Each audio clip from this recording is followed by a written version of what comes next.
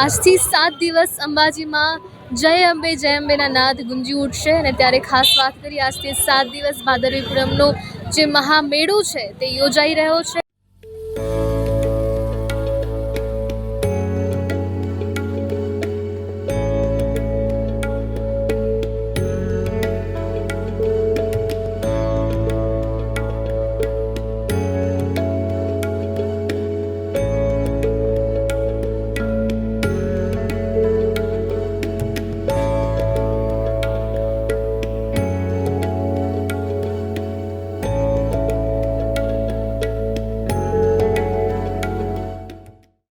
આજથી ભાદરવી પૂનમ મેળાની શરૂઆત થવા જઈ રહી છે।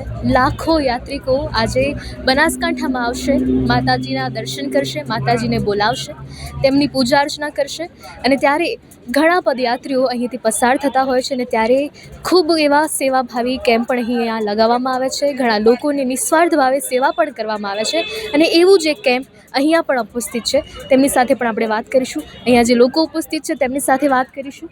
નમસ્તે। નમસ્તે, જય અંબે। જય અંબે।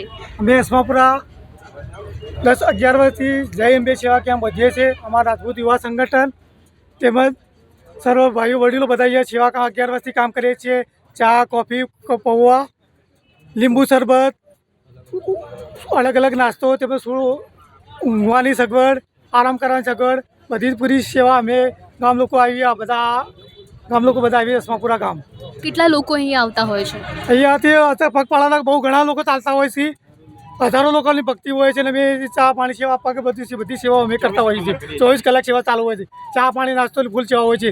છેઠ અમે આજે 1 તારીખથી ચાલુ કરી છે, છેઠ 7 તારીખ સુધી સળંગ સેવા ચાલુ રહેશે। તો છેલ્લા 11 વર્ષથી આપ આ સેવા કેમ ચલાવી રહ્યા છો? આપને કોઈ પ્રકારની અગવડ આવી? ના, અગવડ કોઈ નથી। અમે બધા આજુબાજુ પોલીસ પ્રોટેક્શન, અંબા ટ્રસ્ટવાળા બધા કચરા પર બધા સારી સુવિધા મળે છે અને બધા અમને સપોર્ટ કરે છે। આજુબાજુના ગામના લોકો પણ અમને સપોર્ટ કરે છે અને અમારા અસ્માપુરા ગામ રાજપૂત એક જ પરિવાર છે, રાજપૂત પરિવાર છે। તે તો બધા તલમનથી બધા છોકરા નાના મોટા ભૂલકાઓ હતો। અહીંયા તો બધા રાત્રે ને બધા છે, રાત્રે 4 વાગ્યા સુધી બધા સેવા ભક્તિની કામ કરતા હોય છે। 300 સ્વયંસેવકો યુવા સંગઠનના અમારે ખડે પગે 24 કલાક ઉભા રહે છે અને માં અંબામાં જે પગપાળા જતા છે એમના લોકોને અમે સેવા કરીએ છીએ। રસ્તામાં તકલીફ ન પડે એની પણ ખાસ ધ્યાન રાખવામાં આવે છે। શું કહેશો? રસ્તામાં કોઈને તકલીફ ન પડે એનું પણ પૂરેપૂરું ધ્યાન રાખવામાં આવે છે। પછી માનનીય વડાપ્રધાન સાહેબનું જે છે કે સ્વચ્છ ભારત એના માટે પણ અમે તમે જોઈ શકો કે કોઈ પણ જગ્યાએ અમે કચરો કયા અમે ભેગો થવા નથી દેતા। અમે સ્વયંસેવકો તાત્કાલિક એનો કચરાનો પણ અમે નિકાલ કરી લઈએ છીએ। મા અંબાના દર્શને જતા પદપાડી યાત્રીઓ માટે આપણે બનાસ મેડિકલ સેવા કેમ્પમાં ફિઝિયોથેરાપી વિભાગમાં નિષ્ણાત ડૉક્ટરો દ્વારા મસાજની વ્યવસ્થા કે જે પગના મસલને છૂટા પાડી દે છે એવા સાધનોથી આપણે કરેલી છે। જે વિશેષ સાધનની વ્યવસ્થા દરેક બેડ ઉપર રાખવામાં આવેલી છે। એવા આપણી પાસે ઇન્ડોર 18 બેડ રાખવામાં આવેલા છે, જેમાં બાટલા ચડાવવાથી માંડી અને ઇમરજન્સી સુધીની બધી દવાઓ આપણી પાસે ઉપલબ્ધ છે। તો મારી વિનંતી છે માય ભક્તોને કે બનાસ મેડિકલ સેવા કેમ્પનો વધારેમાં વધારે લાભ લેવા વિનંતી।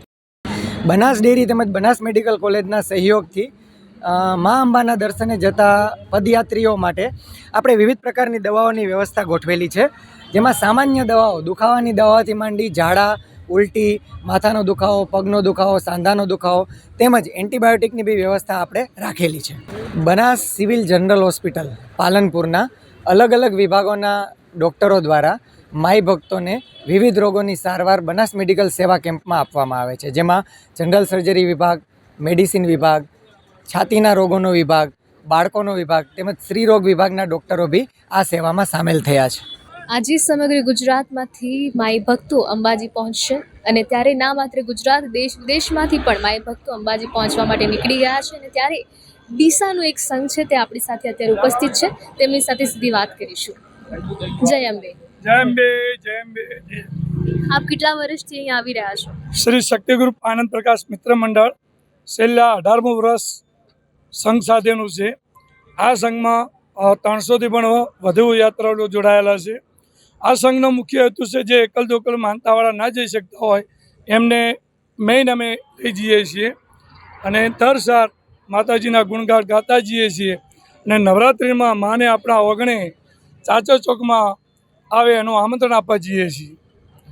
બીજો આ સંઘમાં અમે નિયમ લીધો છે કે સ્વદેશી આપણા જ દેશની બનાવેલું વસ્તુ ધારો કે ઠંડા પીણા લઈ જતા હતા એ પણ વિદેશી ઠંડા પીણાને કેન્સલ કરી આપણું સ્વદેશી કોઈ પણ નાસ્તો કોઈ પણ પ્રસાદ સ્વદેશ આપણા દેશમાં બનતી હોય એને મેં આ કેમ્પ સંઘ દ્વારા તે પ્રાધાન્ય આપ્યું છે. જય અંબે જય અંબે જય અંબે. આપ આટલા વર્ષથી આવી રહ્યા છો, કોઈ પ્રકારની અગવડ આપને અનુભવાય છે? કોઈ જ અગવડતા નહીં, માતાજીના એવા આશીર્વાદ મળે છે અને અમારા માય ભક્તો પોતાની મનોકામના પૂર્ણ કરવા કુળદેવીનું જગતજનની અંબાનું નામ સાથે પગપાળા યાત્રા કરે છે. આપ કેટલા વર્ષથી જોડાયો છો આમાં? હું પણ 13-14 વર્ષથી આવું છું. આ સાલ ચાલતો નથી આવ્યો, મળવા આવ્યો શૈલેષભાઈનો બધા સંઘને. જય. કેટલા લોકો જોડાયા છે બીજા સંઘમાં, તેમની સાથે આપણે સીધી વાત કરીશું. આપણા સંઘની અંદર 300થી વધુ યાત્રાળુઓ છે, જેમાં 180+ લેડીઝ છે અને નાના બાળકો છે, વૃદ્ધો છે. ખાસ હેતુ આપણા સંઘનો એ છે કે આપણે જે એકલ દોકલ આપણા સંઘમાં ન જઈ શકતા હોય, માનતાવાળા હોય, એમને ખાસ આપણે લઈ જઈએ છીએ. જે મહિલાઓ છે તેમના માટે કોઈ ખાસ પ્રકારની વ્યવસ્થા, તેમને કોઈ અગવડ પડે તેવું ખરું? બિલકુલ ખાસ વ્યવસ્થા છે. અમારે જે મહિલાઓ જે આવે છે એમના માટે બિલકુલ અલગ આખી વ્યવસ્થા કરેલ છે. શું વ્યવસ્થા કરવી છે? એમના માટે જેવી રીતે રાત્રિ રોકાણ હોય તો એમના માટેનો હોલ અલગ હોય છે, દવાઓનું કેમ્પ એમના માટે અલગ હોય છે, એ રીતની બધી વ્યવસ્થા એમની અલગ હોય છે. અંબાજીના મહામેળામાં દૂર દૂરથી માઈ ભક્તો આવતા હોય છે ને ત્યારે આપણી સાથે પણ અહીં માઈ ભક્તો ઉપસ્થિત છે, તેમની સાથે સીધી વાત કરીશું. જય અંબે. જય અંબે. ક્યાંથી આવો છો? મહેસાણાથી આવીએ છીએ. મહેસાણાથી આવો છો. પહેલી વખત અહીં આવી રહ્યા છો? ના ના ના, આવીએ દર્શન કરવા. કેટલા વર્ષથી આપ અહીં આવો છો? અમે તો ઘણા વર્ષથી આવીએ છીએ, 12 મહિને 6 મહિને એમ આવીએ. બરાબર. આપ પરિવાર સાથે જ અહીં આવ્યા? ના, પાડોશી બધા સબ. પડોશી. આપ પણ મહેસાણા? કેટલા વર્ષથી આપ અહીં આવો છો? 4-5 વર્ષથી તો આવીએ છીએ. 5 વખત તો ચાલતા આવ્યા છે. 5 વખતથી ચાલતા આવો છો. અમને સેવા સરસ મળી છે અને બહુ જ આનંદ આવ્યો. અમને બધાએ સેવા ખૂબ સરસ આપી છે. વ્હીલચેરમાં લઈ ગયા, સ્પેશિયલ દર્શન કરાવ્યા. અમને બહુ જ આનંદ આવ્યો, એમ ખૂબ આનંદ તમને આવ્યો. કોઈ પણ પ્રકારની અવગડતા નથી? નહીં, કોઈ પ્રકારની અગવડતા નથી પડી. ખૂબ જ આનંદ આવ્યો એમ.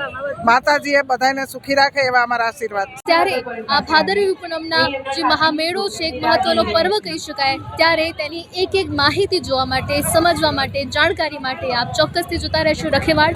ખૂબ ખૂબ આભાર.